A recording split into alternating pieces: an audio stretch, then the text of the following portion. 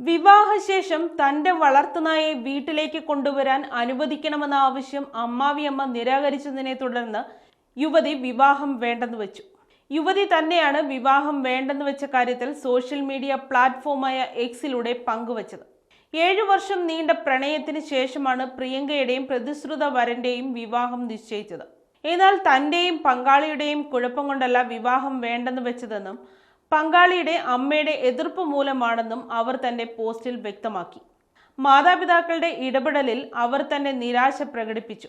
പങ്കാളിയുടെ അമ്മ കാരണമാണ് തങ്ങളുടെ 7 വർഷത്തെ ബന്ധം അവസാനിച്ചതെന്ന് അവർ പോസ്റ്റിൽ വ്യക്തമാക്കി. താനും തന്റെ പങ്കാളിയും വിവാഹം ആസൂത്രണം ചെയ്യുന്നതിനിടെ തങ്ങളുടെ ബന്ധത്തോടുള്ള പങ്കാളിയുടെ മനോഭാവത്തിൽ മാറ്റങ്ങൾ ദൃശ്യമായതായി പ്രിയങ്ക വെളിപ്പെടുത്തി.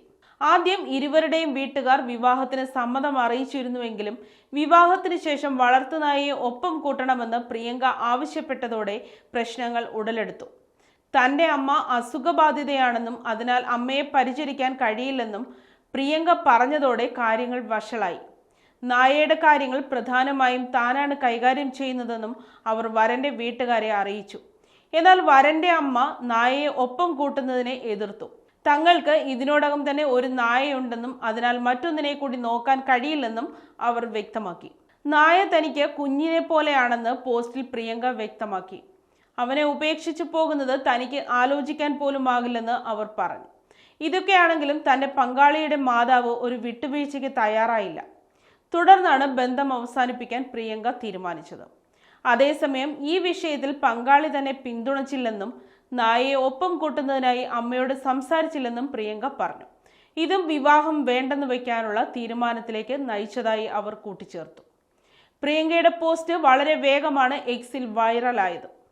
വളർത്തുമൃഗങ്ങളും അവയെ പരിചരിക്കുന്നവരും തമ്മിലുള്ള സ്നേഹബന്ധം മനസ്സിലാക്കിയ ഒട്ടേറെ പേർ പ്രിയങ്കയ്ക്ക് പിന്തുണ അറിയിച്ചു.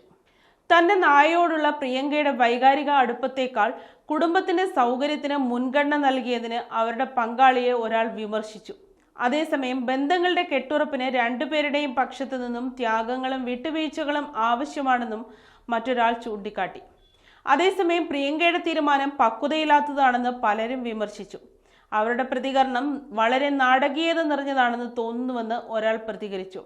ആദ്യം കുറിപ്പ് വായിച്ചപ്പോൾ പ്രിയങ്കയുടെ സഹതാപം തോന്നിയെങ്കിലും കുറിപ്പ് വിശദമായി വായിച്ചപ്പോൾ അതിൽ മാറ്റമുണ്ടായതായും ചിലർ പറഞ്ഞു.